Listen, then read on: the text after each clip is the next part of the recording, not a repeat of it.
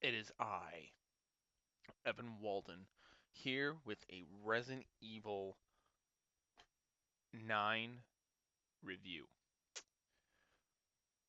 I, alright, long story short, I enjoyed the game. I thought it was well done. Characters were great. Story was great. The graphics were great. The fights were fun. Enemies were well designed. Everything about it was great. I liked it. Well, not everything, but it had its faults. But overall, I thought it was great. Let's start simple. Let's start with the story and my review on the story. The reason why I'm uploading this now is because I think it's long time enough time has passed to where I can make a spoiler review on it. I could speak of spoilers. Um, yeah, there's spoilers. I just dropped my pen. It's fine. Story. I thought the story was well told. They the story of Resident Evil Requiem is Grace Ashcroft is the daughter of Alyssa Ashcroft, who is a character from a previous Resident Evil game. I can't remember which one. I'm not that crazy in the lore, but I know she is an existing character in a previous game. Um, she is technically the adopted daughter of Alyssa Ashcroft, and she was originally adopted by Spencer, Dr. Spencer or Mr. Spencer, the guy who, like, the main guy who started all the viruses, like the T virus, the V virus, the B virus, the Key virus, the J virus, the whatever virus, this virus, that virus, blah, blah, blah, blah, blah, viruses, making bioweapons and Umbrella and blah, blah, blah. And he made her to basically serve as his final requiem, his hope. Um, so Grace Ashcroft is a key to something important. Victor Gideon is the main guy within the story, and he needs the main bad guy, not the main guy, the main bad guy in the story. He needs Grace to because she has importance of because she's like the adopted child of Spencer in some way. And he sees her as a key to something. So he ends up years before, like 8 years before the story really takes place, like where we really take place. He infected a guy, and the guy ended up killing Grace's mother inside of a hotel. And the guy killed also another guy, and the hotel got crispy and it burnt up. Not down, up, like it's just crispy. Just it's no longer open because it's like crisp and it's about to be demolished. So 8 years later, her boss, Grace works for the FBI. She's an analyst. She just sits at a desk and types and does research and blah blah blah blah blah, writes stuff about things, does reports and all that. So she's not like a I'm FBI, open up, and nothing like that. She's a desk jockey. She's smart. She's wicked smart, just not wicked strong. So she gets told to head back there for some reason. And she goes, "Yeah, sure, I'll go to the place where my mother died, where I have a lot of trauma and anxiety to go there." She goes there and gets kidnapped by Victor Gideon, who's been watching her for years. And there's no moment where Grace was like, "I should probably head out." Before she met Victor, first thing that happens to her is she sees a photo taken of her like years ago, maybe recently. I don't know, I can't remember. But a photo taken of her, and she's like, "Oh, there's a key. I'm gonna go check this out." A bed full of photos from her past, like 8 years ago, past. Still doesn't go. I should probably head out. Um, she has a flashback. She finds this hard drive that her mother was hiding behind a frame, and then a cop there turns and attacks her, and she tries to escape, and she has the key to get out. And then she hears music, and she goes, "I'm gonna go check it out." Um, and then so gets captured, unfortunately, right? Then he plays Leon, who is dying from a inactive virus until now from back from Raccoon City, and shit goes haywire. Grace is in a hospital. Leon's there too. Ends up pulling up there afterwards. Grace wants to escape. Leon wants to find information. Grace meets a little girl named Emily who is a test subject, and she is blind due to testing, and that caused her to go blind. There's different monsters in the place. They end up escaping. Emily turns into one of the monsters after getting like injured from a helicopter accident. Leon shoots her down. Grace is like, I don't want to be part of this life. Throws a gun down and walks away from Leon.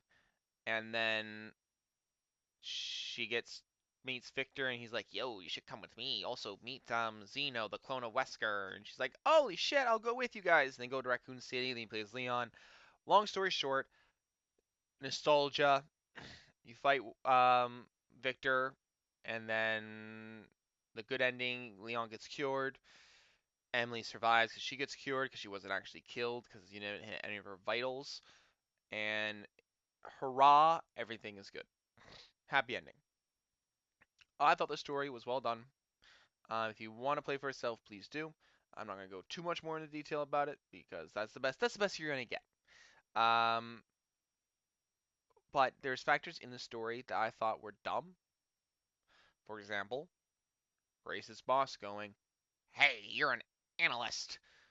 Go check out the place where your mother died. Because why not? And you're gonna go by yourself too. Yeah, no backup, no nothing. Oh, and it's a crime scene. Someone died there.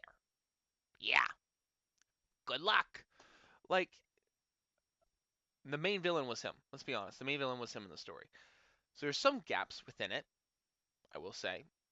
Grace did make some dumb decisions, but other than that, overall it was good. I enjoyed it. Dumb decisions have to be made to succeed. She's also one of the smartest Resident Evil characters I've seen because there's one moment where she's running away, and what she does is she runs out a door, she closes it, puts a chair, then runs down the hall, or runs through the room, opens up a door, then hides underneath a table in the same room. So she false opens the door to make the guy think she left. And Gideon's like, oh, where is she? Grace! Grace! Like, and then he leaves. And then Huzzah, she's a genius. She's brains, but not brawn, and that's okay. Um, Now, let's talk about the different aspects with it that made the game itself, like the different qualities. Um, the graphics of the game were absolutely beautiful. Absolutely beautiful. Like, the opening with the city, walking through with the rain and the cars and just the reflection of the car lights and just everything. It was so beautiful. It was gorgeous. I loved it. It was awesome. I enjoyed the environments of the game too. I like the vibes. My favorite vibe was the Raccoon City before you go to the RPD. Um, because I just like I don't know, it had like an open world aspect to it. Yeah, the bit was kind of long, but I enjoyed every moment of it. I thought it was great. I love the vibe. I love just exploring and fighting the long dead zombies that were left behind. The one thing that doesn't make sense to me though is how within that city, not at one moment anyone rebuilt. No one rebuilt. They just left it there. Unless it was filled with radiation, which is bullshit because they had a wall not blocking the city, but on the inside blocking the interior of it. So basically, you have, let's say this. This is the abandoned city. My phone is the abandoned city, right? You can enter it about here, and same on this side. You can do it about there, and then there's a wall blocking the interior of it. So basically, you can explore the outside of my hands, right? Like a nice little circle. I'm trying. This is probably like the worst explanation. Like it was making a circle in the middle, basically, blocking the RPD. So you had to find an explosive device to get in, and yada yada yada. But before you even reach the walls, there's zombies, and then there's a giant bloody spider. Not only, not only can anybody get in and die, but those things can easily get out. And the spider, the giant spider, the one you meet, Oh, and there was a giant plant lady. Yeah, but she was on the interior, so we can't really count her. Well, it wasn't really a plant lady. I'm thinking of I'm thinking of Devil May Cry 5 with that one, and bit of Reddick. Yeah, number 5. Yeah, I'm thinking number 5 with that one. Um, but there was a giant plant, but that was on the inside of the walls, so no one could get in there, thankfully. But on the outside, there was a giant spider that was just roaming around, no barriers blocking it, and that spider had babies. Babies about like the size of raccoons, basically, and those things you'd assume would get as big as the mother. The big one you fight that is much bigger than Leon and me, and let's put it much bigger than Mr. X, right? Um, and that thing could easily get out, easily. No one's come and destroyed it. Nobody. The BSA entered it, and they did the stuff in there. Not once did they go, "Oh, we should eliminate things around." My thing's being glitchy. No one entered it to be like, we could rebuild Raccoon City because apparently there's no radiation from the nuke. Unless they Umbrella did a whole spiel saying like we can't do this because like radiation, and then they did secretly stuff, then sure, whatever. That's just like it makes no sense to me. But little issue, right? Um, RPD revisiting that was amazing. I thought that nostalgia was awesome. One thing about nostalgia carrying though, I'm calling it nostalgia carrying because it can't exist in media. Basically, what I mean by that is the piece of media, for example, let's say Spider-Man No Way Home. I'm not a big fan of that movie. I personally did not like it that much. Um, the reason why I just didn't like the story. I overall just didn't like it, and I'm allowed to have that. I'm not gonna do a review on it because it's not the review of No Way Home. But I thought that movie was carried by nostalgia. Having Tobey Maguire, Andrew Garfield, and their villains in there, people were like, "Oh yay, nostalgia!" And that just got carried. That carried it, and I think the sequels of this of Star Wars also had that with Luke Skywalker, Leia, blah blah blah blah blah, nostalgia carry. Um, but this game, I felt like it didn't have it. It had its own story and it had a bit of nostalgia carrying with not in the carrying, but it added to the gameplay experience. Like I will not lie, having nostalgia does increase enjoyment of a game because you get to re-enter it and be like, "Oh my goodness, this is awesome." And that's what happened with me. I re-entered the police station and I instantly was like, "This is where I was chased by Mr. X. This is a door that Claire can open. This room is where the sign was originally at with the welcome Leon, you know?" I had that nostalgia, and I'm happy to have that. It was wonderful. And then Mr. X pulls up. Zeno is a clone of Wesker. He was there. That was pretty cool.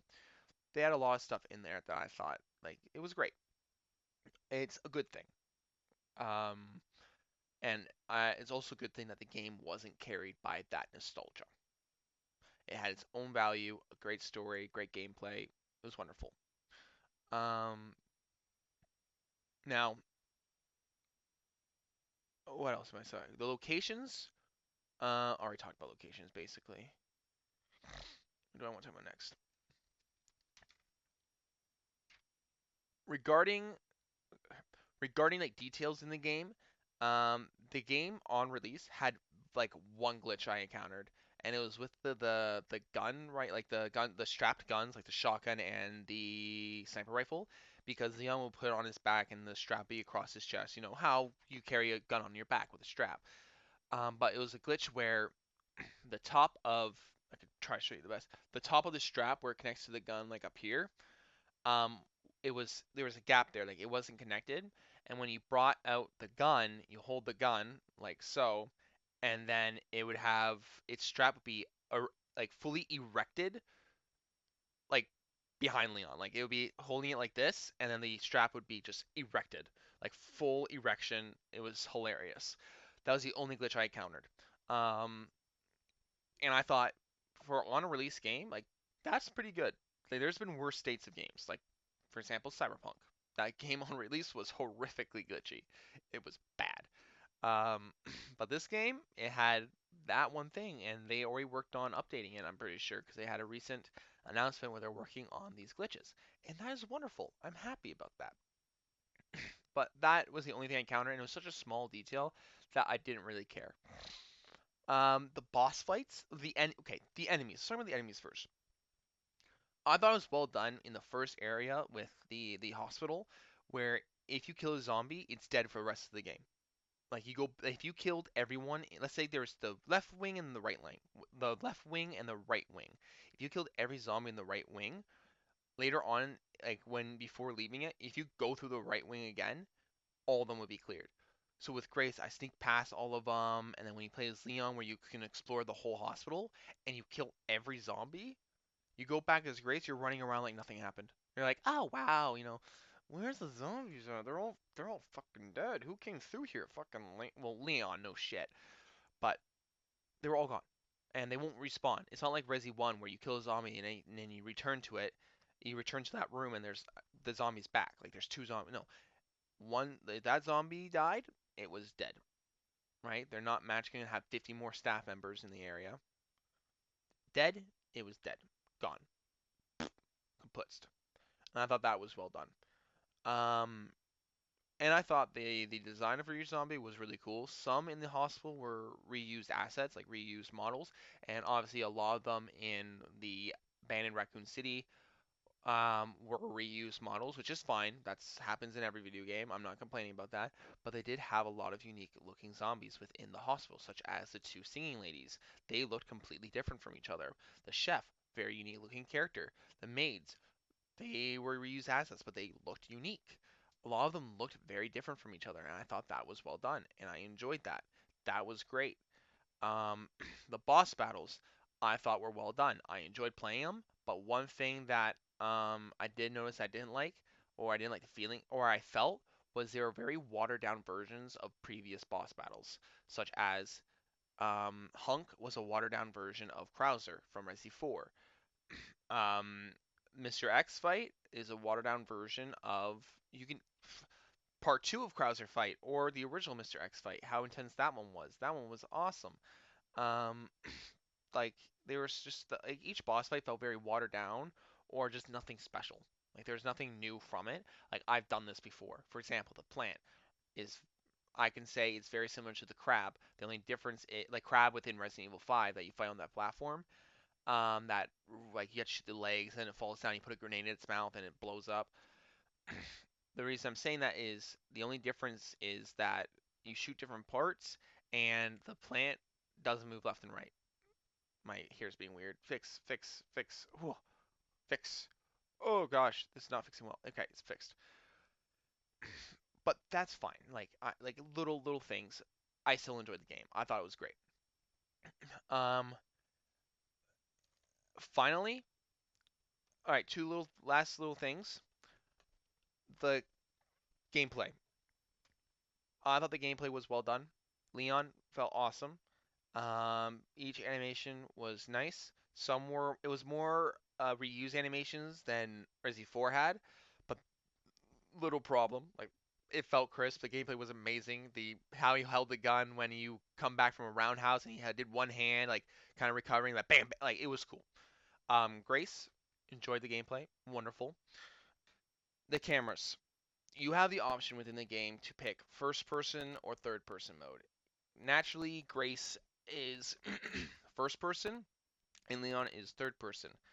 I think it's really cool that um, if you play first person as Grace and Leon, Grace's gameplay is very similar to Resi 7, and Leon is very similar to Resi 8. But if you do third person for Grace and Leon, Grace's gameplay in third person is very much Resi 2, and Leon is Resi 4. And I think that is very cool because then because with that, you can craft your own gameplay experience to be how you want. I played it through the game with Grace both first and third. I first did first person, then I did third, and I got very different like vibes from it with each camera screen, and I think that is very cool. Same with Leon. I did a bit first person with him. I didn't stay long, but it was pretty neat seeing how he was very much Resi 8 and being able to parry and counter and do all that shit was really neat and really dope, and I really enjoyed it. Um, yeah. Um, with another thing I have is this is a little complaint that I have, but it could be okay. How do I say this? In the game, within the story, a character gets introduced named Xeno. Xeno is a clone of Wesker.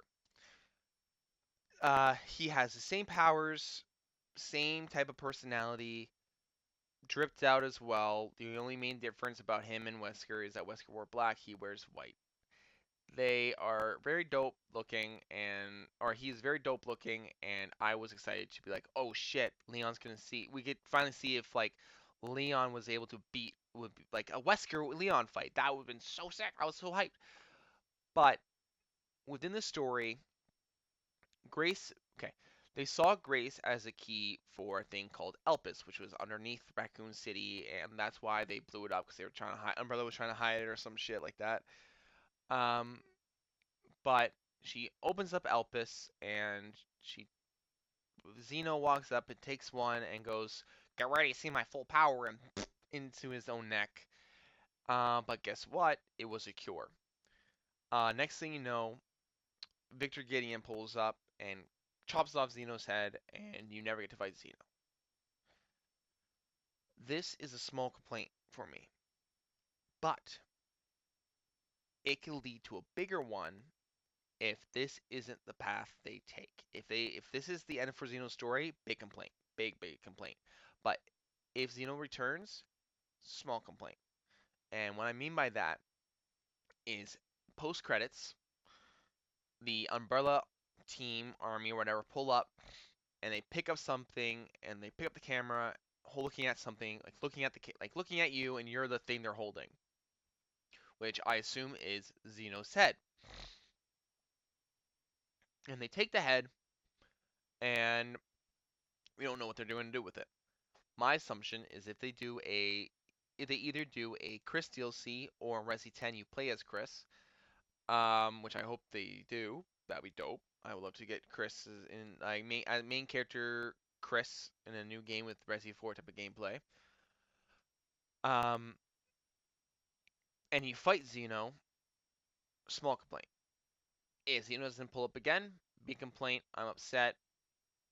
They wasted potential. But I have hope that he will return and there will be another type of Wesker fight in the future, and that is exciting to me. That is really dope, and I can't wait to see it when it happens. Now, final thing I want to talk about with you guys. This one I saved to last because it's really dope.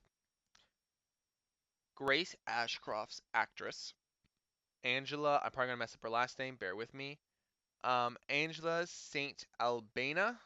I think I said it right. If I didn't, I apologize. If I mispronounced it, I'm sorry. But Angela is a fucking talented voice actor. And she, in my opinion, is the best actor to be in Resident Evil. The passion and the talent and the emotion and characterization she brought to Grace blew me away. She was able bring bring Grace's anxiety, her intelligence, her awkwardness to life in an unbelievable way. And she is the best actor within Resident Evil, and she deserves to get an award for best voice actor of the year.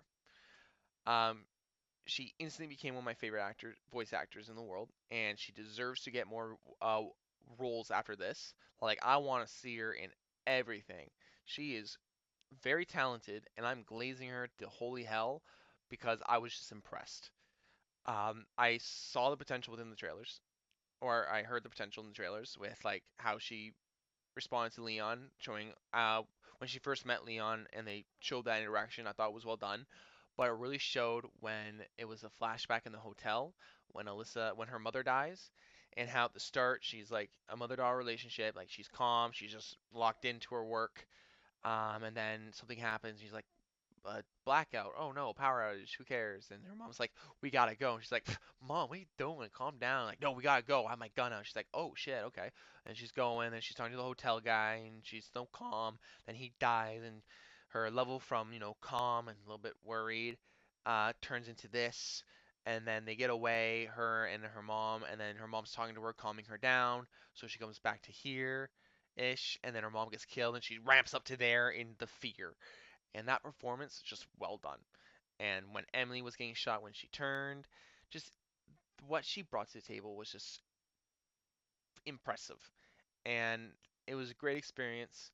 And I think she deserves an award for it. Like, that is talent, and that is passion, and that is just like, you can each time she appeared in a cutscene or spoke a line when you're playing, you can feel and you can hear and you just sense the care and passion from the actor through the character. And I haven't seen a performance like that, a new performance like that, in a hot minute with voice acting. God of War had great moments, but not like Angela.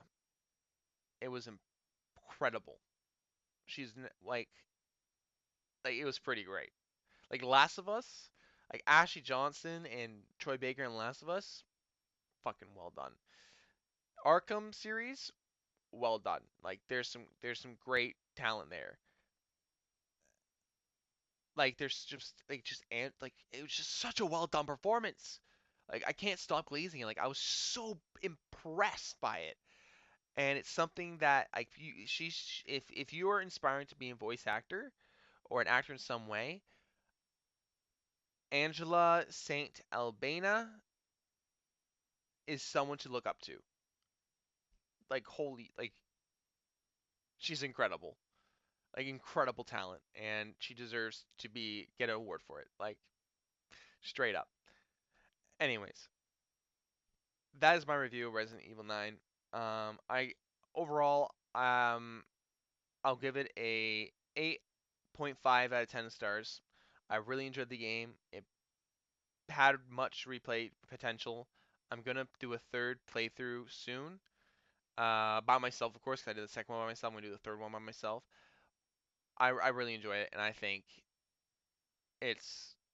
I'm excited to see what they do next with it, with the DLCs and then the next game. I'm hyped. So yeah. Anyways, that's all I have to say. I hope you enjoyed today's video, and I'll see you guys in the next one. Farewells.